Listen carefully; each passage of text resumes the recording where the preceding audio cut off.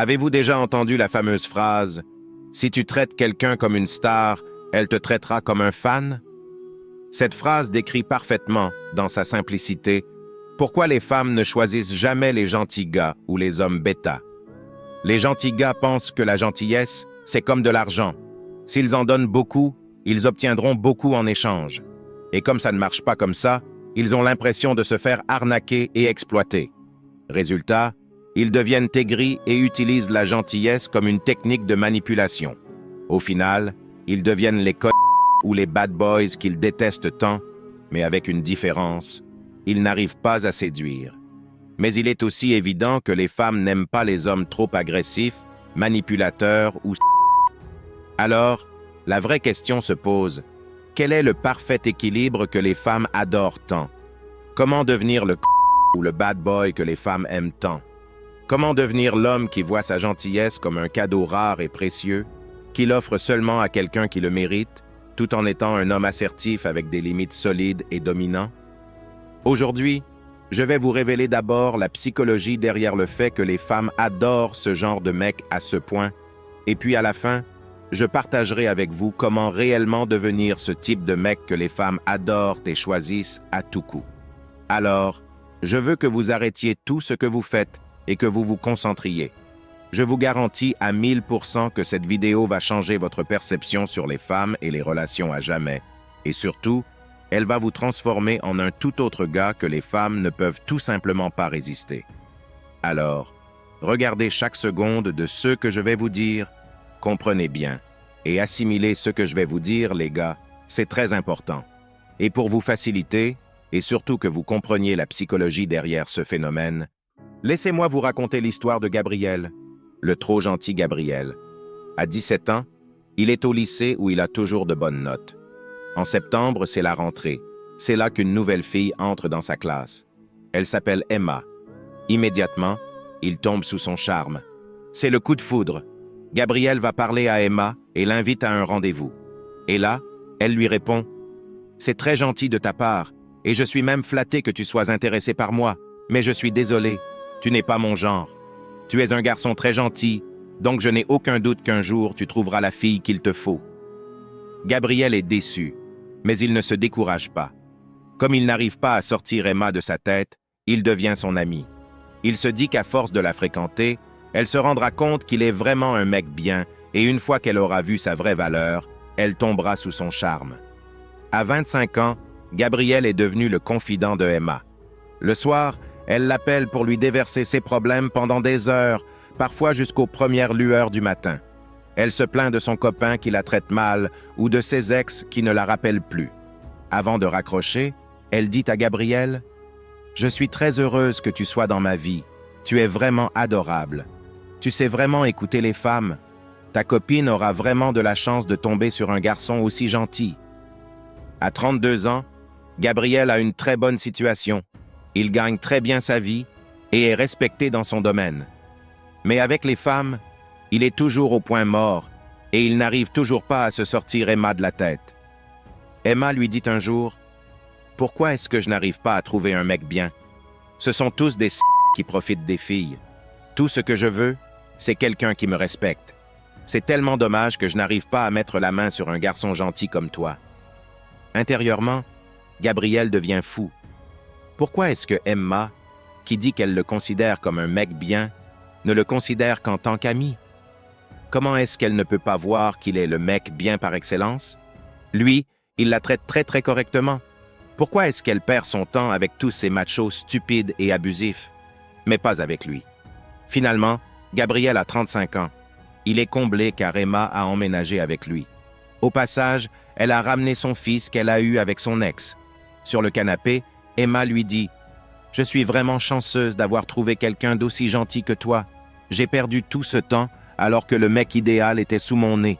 Heureusement qu'il reste des hommes comme toi. » Gabriel se sent victorieux après toutes ces années de galère. Il a finalement conquis le cœur de Emma. Mais au plus profond de sa conscience, il se demande pourquoi cette victoire a un goût de défaite amère. Il ne peut pas s'empêcher de sentir qu'il s'est fait avoir, alors que pourtant, il est persuadé d'avoir gagné. L'histoire de Gabriel n'est pas une histoire isolée. C'est une histoire vécue par des millions d'hommes qui se demandent pourquoi est-ce que les filles ne sortent jamais avec des mecs bien et toujours avec des Gabriel, c'est un gentil garçon. Ce qu'il prend pour une grande force, sa gentillesse, c'est justement sa plus grande faiblesse aussi. Si vous avez déjà ressenti la même chose que Gabriel, vous êtes dans le même bateau que lui. Vous êtes le gentil garçon qui s'est fait avoir. Dans le meilleur des cas, après 17 ans d'efforts ingrats et d'humiliation, vous mettrez la main sur votre Emma, qui aura décidé de se poser avec un gentil garçon après avoir été utilisé par tous les de la planète.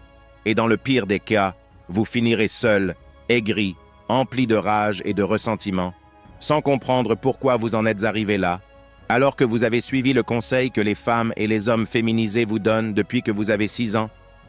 Si tu apprends à respecter les désirs des femmes, quoi qu'il arrive, et si tu écoutes toujours ce qu'elles disent, tu trouveras la bonne femme pour toi. Alors, comment ne pas finir comme Gabriel?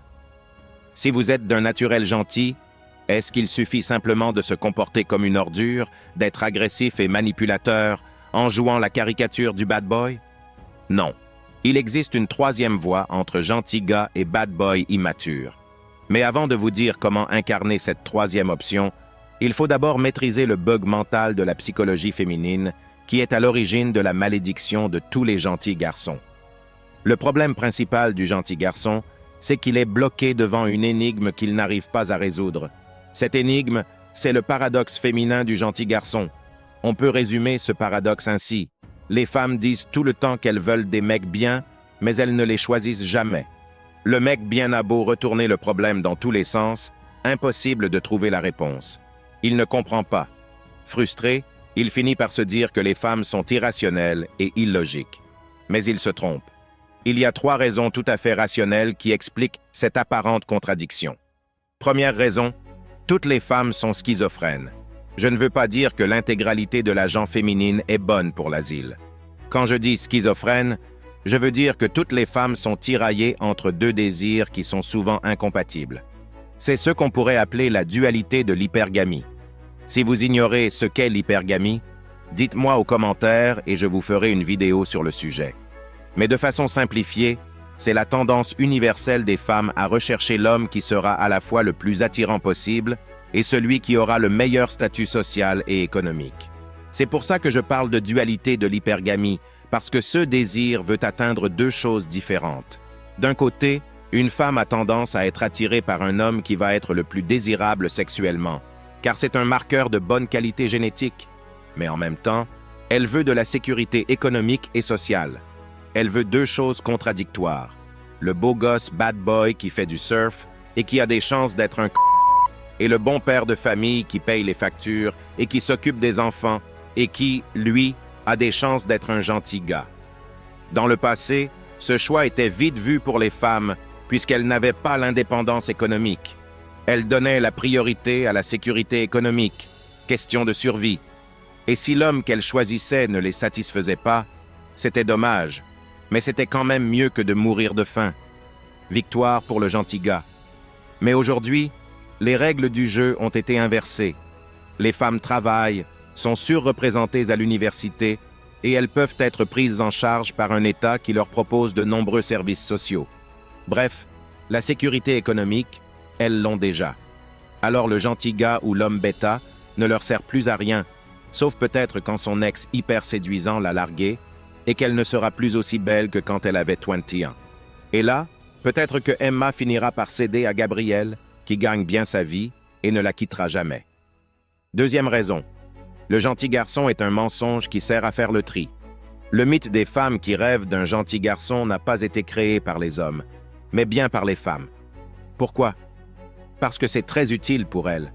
Ce mythe sert de filtre pour les femmes. Un homme qui tombe dans le panneau du gentil garçon, c'est un homme influençable et malléable. Il s'adapte aux désirs féminins, mais il n'y résiste pas. Il prend les attentes des femmes comme une donnée et pas comme une variable.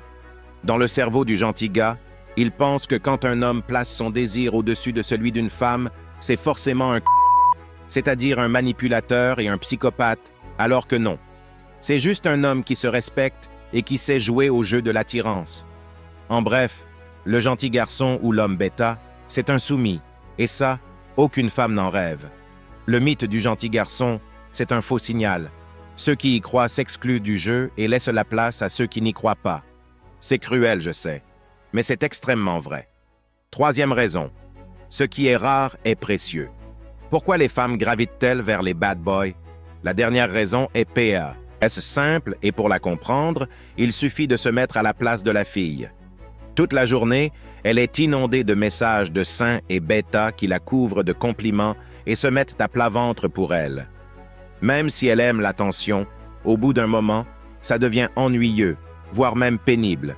Et là, un type assertif, un peu macho et un chouïa agressif arrivent. Il a une qualité que tous les autres n'ont pas.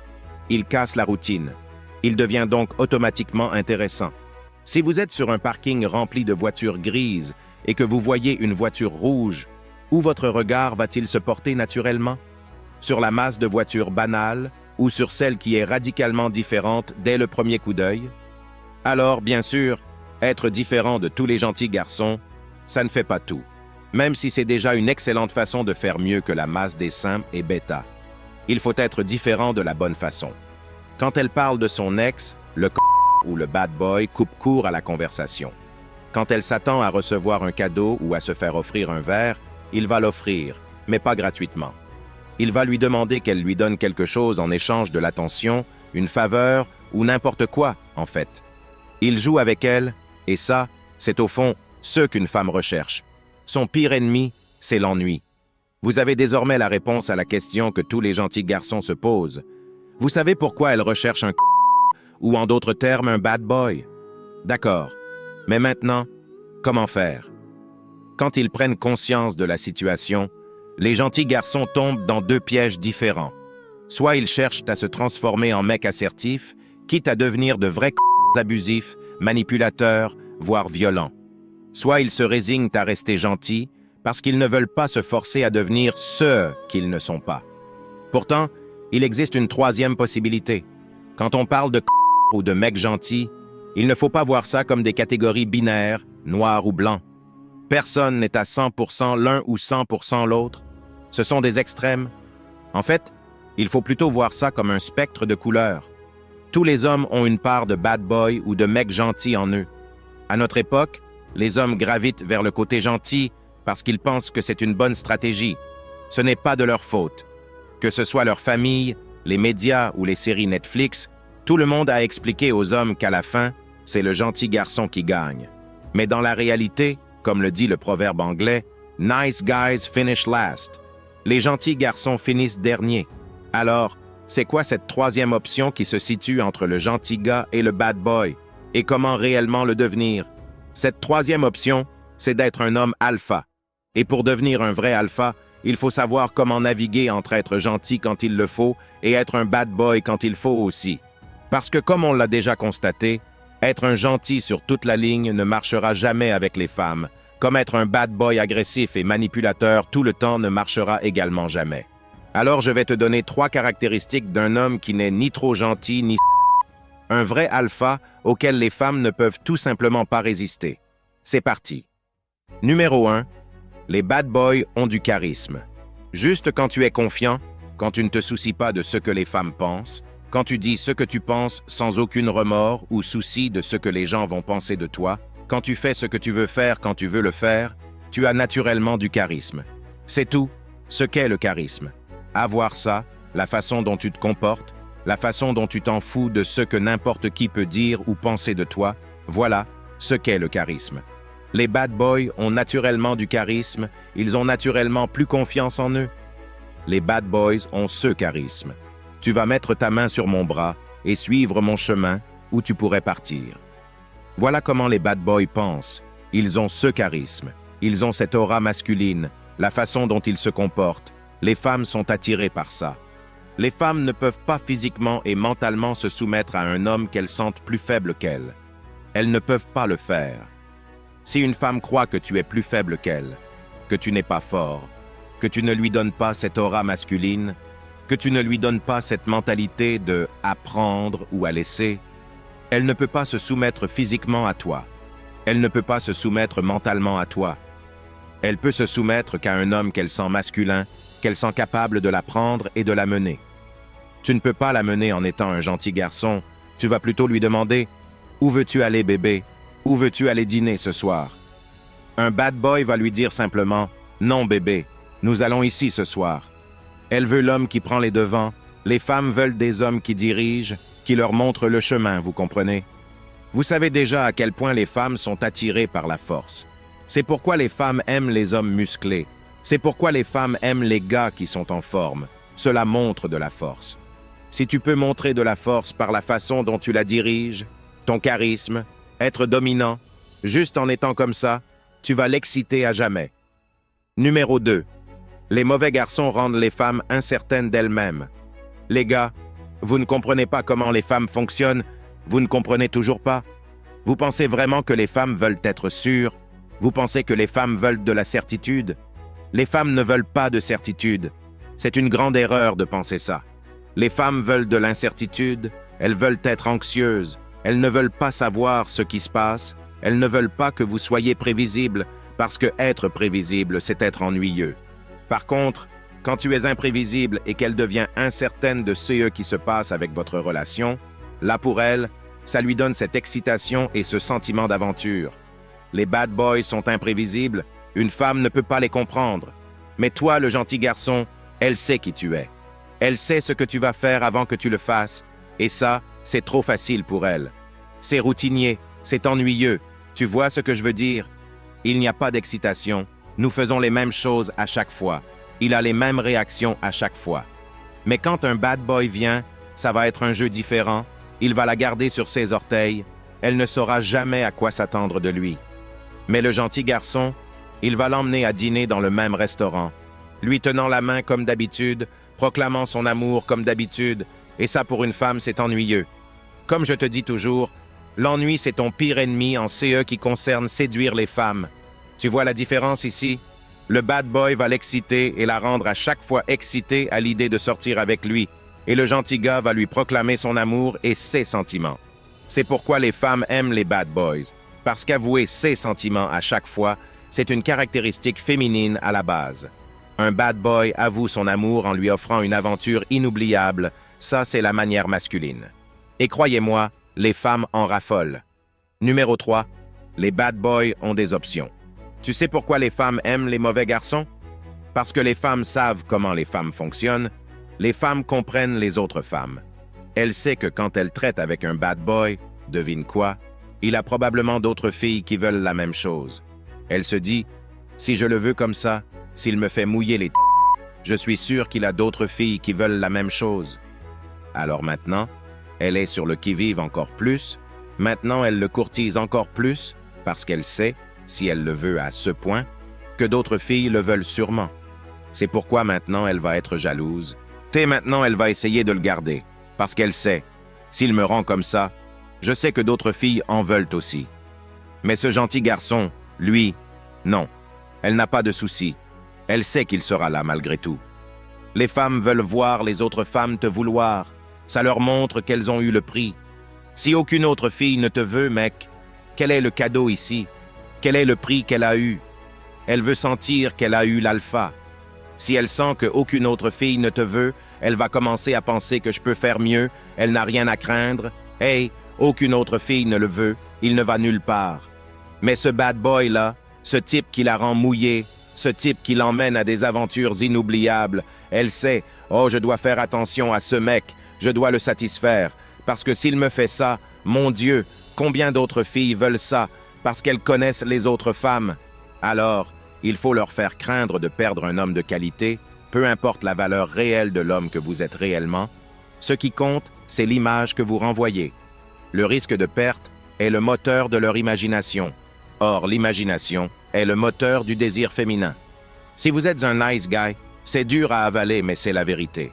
Au moment de la séduction, les femmes n'accordent pas de valeur à la gentillesse et à la compassion des hommes, elles ne récompensent que ceux qui satisfont leur hypergamie. Ce n'est pas de la manipulation consciente de leur part, c'est juste leur programmation. Les hommes voudraient être des chevaliers blancs romantiques qui suivent les règles de séduction de l'ancien monde, mais en 2024, une femme ne recherche pas un chevalier blanc car elle n'en a pas besoin. Elle préfère un homme rare, mystérieux et imprévisible qui lui fera vivre des sensations fortes. Elle veut un charmeur dominant et aussi un dominateur charmant. Si vous êtes arrivé jusqu'ici, j'apprécie vraiment votre soutien.